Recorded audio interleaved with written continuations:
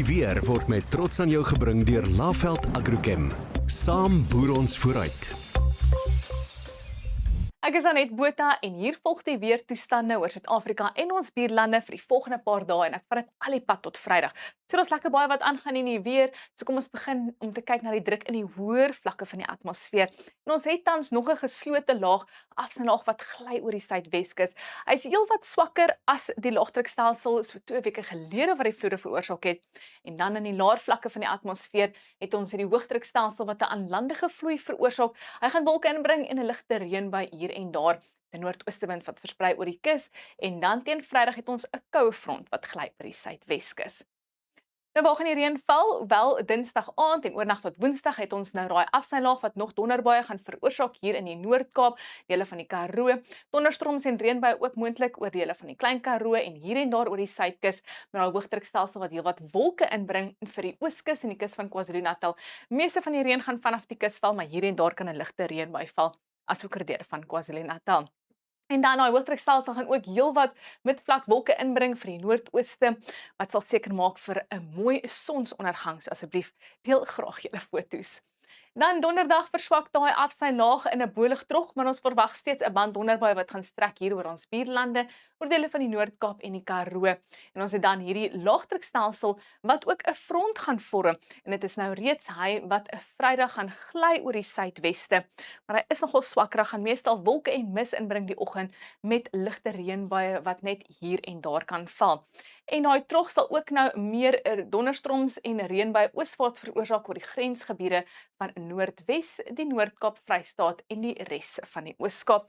Met steeds daai hoogdrukstelsel wat nog cumulus wolke gaan vorm in die noordooste en ek sal nie verbaas wees as 'n ligte reënbui hier en daar val oor dele van Noordwes en die Hoëveld asook die Bosveld nie.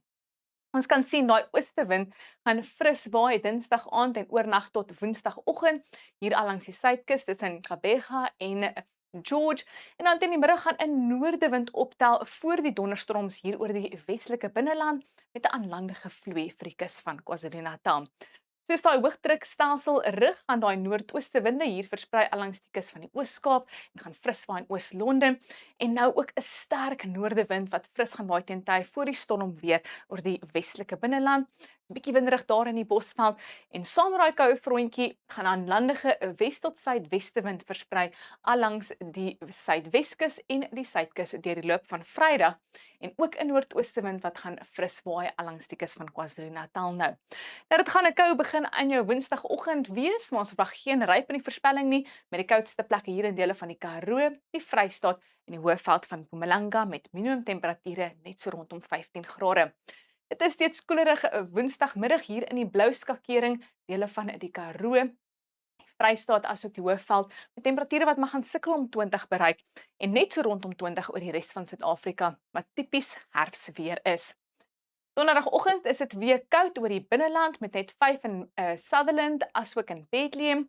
Verwag geen ryp nie met heelwat mis wat gaan lê hier oor die westelike gebiede asook die Hoëveld van Mpumalanga. So ry asseblief maar net versigtig in die mistige weer. En dan teen donderdagmiddag kan ons weer sien temperature is so rondom 20 oor die sentrale gebiede, steeds koelerig in die blou skakering en 'n middel 20s vir die kus van KwaZulu-Natal en die Laagveld.